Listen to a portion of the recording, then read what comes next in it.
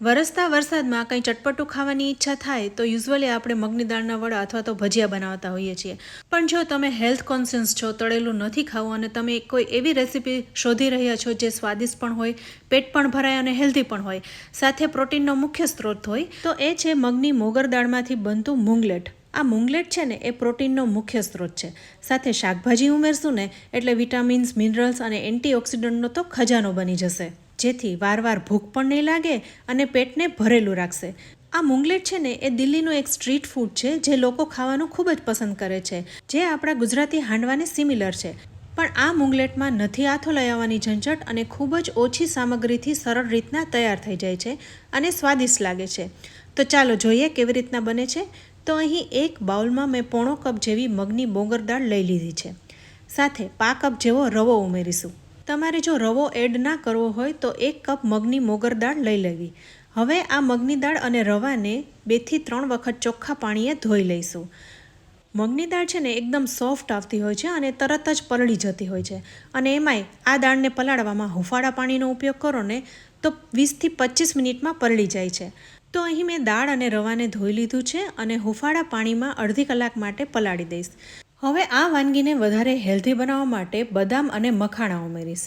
તો અહીં મેં 5 થી 6 નંગ જેવી બદામને ઉમેરી દીધી છે. સાથે અડધો કપ જેવા મખાણા ઉમેરીશ. બદામ અને મખાણા ઉમેરવાથી આ મૂંગલેટ વધારે સ્વાદિષ્ટ, પૌષ્ટિક અને હાઈ પ્રોટીન બને છે. સાથે healthy fats, vitamin E, fibre, કેલ્શિયમથી રીચ બને છે, જે કામકાજી મહિલા અને બાળકો માટે તો ખૂબ જ ફાયદાકારક છે. તો અહીં બદામ અને મખાણા ઉમેરી દીધા પછી એકવાર મિક્સ કરી લઈશું અને અડધી કલાક માટે ઢાંકીને રાખી દઈશું. હવે અડધી કલાક જેવો સમય થઈ ગયો છે અને તમે જોઈ શકો છો મગની દાળ એકદમ સરસ રીતના પલળી ગઈ છે. મખાણા પણ એકદમ સોફ્ટ થઈ ગયા છે, બદામ ફૂલી ગઈ છે. અહીં બદામના ફોતરા નહીં કાઢીએ, આમ જ રાખીશું જેથી આપણને વધારે ફાઇબર મળે.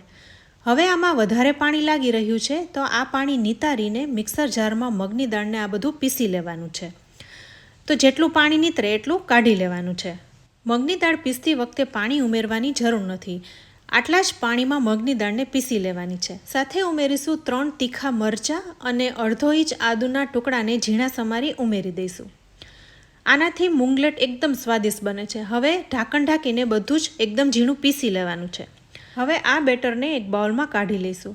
સાથે એ જ રીતના બાકી રહેલી દાળને આદુ મરચાં ઉમેર્યા વગર એમનેમ જ પીસી લેવાની છે. કારણ કે આપણે આદુ મરચાં પહેલાં બેચમાં જ ઉમેરી લીધા હતા, એટલે વધારે ઉમેરવાની જરૂર નથી. અહીં બેટર એકદમ સરસ રીતના પીસાઈને તૈયાર થઈ ગયું છે. અહીં બેટરને એકવાર મિક્સ કરી લઈશું અને 2 ચમચી જેવો રવો ઉમેરીશું. રવાથી શું થશે, એક તો દાણેદાર ટેક્સચર આવશે અને વધારાનું પાણી શોષાઈ જશે. એને મિક્સ કરીને ફરી 1 ચમચી જેવો ચોખાનો લોટ ઉમેરીશું, જેથી મૂંગલેટ છે ને એકદમ ક્રિસ્પી થાય. હવે બધું એકવાર મિક્સ કરીને 10 મિનિટ માટે ફરી રેસ્ટ આપી દઈશું. હવે 10 મિનિટ થઈ ગઈ છે અને તમે જોઈ શકો છો બેટર સરસ રીતના તૈયાર થઈ ગયું છે. આટલા બેટરમાંથી 2 મૂંગલેટ તૈયાર થશે અને 2 મૂંગલેટ આપણે અલગ અલગ રીતના તૈયાર કરીશું. તો આમાંથી એક મૂંગલેટનું મિશ્રણ છે એ એક બાઉલમાં કાઢી લઈએ. તો 2 ચમચા ભરીને મિશ્રણને કાઢી લીધું છે. હવે આ મિશ્રણમાં આપણે મનગમતા શાકભાજી ઉમેરવાના છે, જે મૂંગલેટને વધારે ટેસ્ટી અને હેલ્ધી બનાવશે. તો અત્યારે મકાઈની સિઝન છે તો મેં 1 ચમચી જેવા મકાઈના દાણા લીધા છે, 1 ચમચી શિમલા મિર્ચ અને 1 ચમચી ડુંગળી ઉમેરી છે. સાથે સ્વાદ પ્રમાણે મીઠું ઉમેરી બધું જ મિક્સ કરી લેવાનું છે. તમારે અહીં ગાજર, વટાણા, દૂધી ઉમેરવી હોય તો એ પણ ઉમેરી શકાય. એટલે ભાવતા કોઈ પણ શાકભાજી ઉમેરીને આ મૂંગલેટ બનાવી શકાય છે. હવે બધું એકવાર મિક્સ કરી લીધું છે. હવે થોડી હળદર પણ ઉમેરીશું. આ બિલકુલ ઓપ્શનલ છે. થોડો કલર પીળો સરસ આવે એટલા માટે હું હળદર ઉમેરી રહી છું. તો 1/4 ટીસ્પૂન ભરીને હળદર ઉમેરી દીધી છે. હવે આ બેટરમાં 1/2 ટીસ્પૂન ભરીને બેકિંગ સોડા ઉમેરીશું, અથવા તો ઈનો ઉમેરવો હોય તો એ પણ ઉમેરી શકાય. માથે થોડો લીંબુનો રસ ઉમેરીશું જેથી તરત જ એક્ટિવેટ થઈ જાય. બેકિંગ સોડા ખાસ ઉમેરવા, જેનાથી મૂંગલેટ એકદમ સોફ્ટ અને ક્રિસ્પી બનશે. તો હવે બધું જ એકવાર મિક્સ કરી લેવાનું છે. તમે જોઈ શકો છો બેટર એકદમ ફૂલી ગયું છે. હવે આ મૂંગલેટને એક પેનમાં તૈયાર કરીશું. તો એક મૂંગલેટ તૈયાર થાય એવડું પેન લેવાનું છે. મૂંગલેટને બટરમાં બનાવીશું એટલે થોડું બટર પેનમાં ગરમ કરી લીધું છે, જેનાથી એકદમ ટેસ્ટી લાગશે. અહીં બટર હવે થોડું ઘણું પીગળી ગયું છે તો બેટરને આમાં ઉમેરી દઈશું. તમે અહીં કન્સિસ્ટન્સી જોઈ શકો છો. તો જેટલું બેટર તૈયાર કર્યું છે એ બધું જ ઉમેરી દેવાનું છે. હવે જે વધેલું બેટર છે એમાં શાકભાજી નહીં ઉમેરીએ, પણ માત્ર હળદર, બેકિંગ સોડા અને મીઠું ઉમેરીને તૈયાર રાખીશું.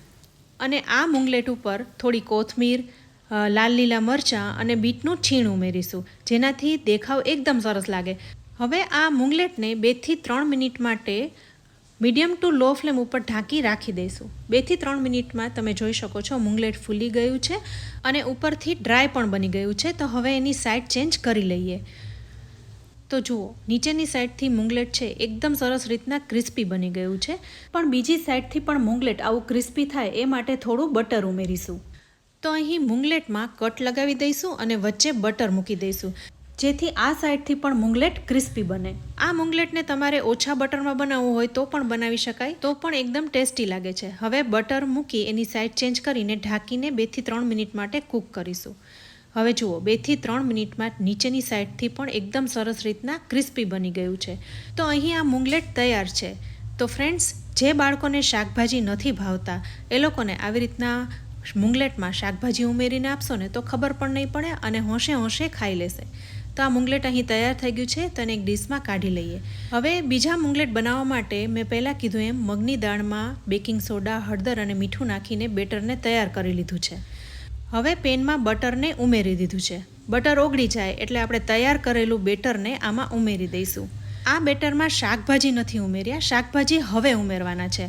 તો આ મુંગલેટને આપણે પીઝાની જેમ તૈયાર કરીશું. તો મકાઈના દાણા, કેપ્સિકમ અને ડુંગળીને મેં મિક્સ કરી લીધા છે અને થોડું એવું મીઠું ઉમેરી દીધું છે. મેં પહેલાં કીધું એમ આ મુંગલેટમાં તમને ભાવતા કોઈ પણ શાકભાજીનો ઉપયોગ કરી શકો છો. તો અહીંયા મેં આ બધા શાકભાજીને મુંગલેટ ઉપર ગોઠવી દીધા છે. સાથે કોથમીર પણ ઉમેરીશું અને બીટનું છીણ પણ ઉમેરીશું, જેનાથી દેખાવ એકદમ સરસ લાગે. ગાજર લેવું હોય તો ગાજર લઈ શકાય, વટાણા, અલગ અલગ કલરના કેપ્સિકમ આવે છે એનો પણ ઉપયોગ કરી શકાય, ટમેટાનો ઉપયોગ કરી શકાય. પ્રોટીન વધારે ખાવું હોય તો પનીરનો પણ ઉપયોગ કરી શકાય. હવે આ શાકભાજી ઉપર થોડો ઓરેગાનો અને ચીલી ફ્લેક્સ ઉમેરીશું, જેથી એકદમ પિઝા જેવો ટેસ્ટ આવશે, જે બાળકોને તો ખૂબ જ પસંદ આવશે. અહીં મેં બેટરમાં લીલા મરચાં ઉમેર્યા છે એટલે એ મુજબ તમારે ચીલી ફ્લેક્સ ઉમેરવાના. હવે 2 થી 3 મિનિટ માટે ઢાંકીને મુંગલેટને કૂક થવા દઈશું. હવે 3 મિનિટ જેવો સમય થઈ ગયો છે અને તમે જોઈ શકો છો નીચેથી એકદમ ક્રિસ્પી બની ગયું છે. હવે બીજી સાઈડથી પણ ક્રિસ્પી બને એટલે થોડું બટર ઉમેરીને મુંગલેટની નીચેની સાઈડ ફેરવી લઈશું, જેથી એકદમ સરસ ક્રિસ્પી બનતું થાય. ઢાંકી રાખી દઈશું અને 2 થી 3 મિનિટ કૂક કરીશું. હવે 3 મિનિટ જેવો સમય થઈ ગયો છે તો ખોલીને જોઈ લઈએ અને સાઈડ ચેન્જ કરી લઈએ. તો જુઓ કેટલો સરસ દેખાવ આવી રહ્યો છે, એકદમ પિઝા જેવો. આની ઉપર તમારે ચીઝ, પનીર એડ કરવું હોય તો કરી શકાય. તો બાળકોને તો ખૂબ જ ભાવશે. તો ફ્રેન્ડ્સ, અહીં આ બંને રીતના મુંગલેટ તૈયાર થઈ ગયા છે. આ ગરમા ગરમ મુંગલેટને તમે લીલી ચટણી, ટોમેટો સોસ સાથે સર્વ કરી શકો છો. મુંગલેટ ઉપર તમે ચાટ મસાલો અને લાલ મરચું પણ સ્પ્રિંકલ કરી શકો છો, જેથી વધારે ટેસ્ટી લાગે. અહીં હું મુંગલેટને 4 ટુકડામાં કટ કરી ટોમેટો સોસ અને ચટણી સાથે સર્વ કરી રહી છું. તો ફ્રેન્ડ્સ, તમને આજના આ હેલ્ધી મુંગલેટની રેસીપી કેવી લાગી? આ મુંગલેટને બનાવીને તમે બાળકોને લંચ બોક્સમાં આપી શકો, હસબન્ડને ટિફિનમાં આપી શકો. એકદમ સરસ લાગે છે. તો તમે પણ આ રીતના બનાવજો અને તમારો ફીડબેક અમને કમેન્ટ બોક્સમાં જરૂરથી આપજો. રેસીપી સારી લાગે ને તો વિડીયોને લાઇક અને શેર જરૂરથી કરજો. અમારી ચેનલ કિચન સિરીઝને સબસ્ક્રાઈબ કરી લેજો. અમારા ફેસબુક પેજ, ઇન્સ્ટાગ્રામ પેજને લાઇક કરી ફોલો કરી લેજો. તો ફરી મળીશું આવી એક ઉપયોગી રેસીપી સાથે. ત્યાં સુધી આવજો.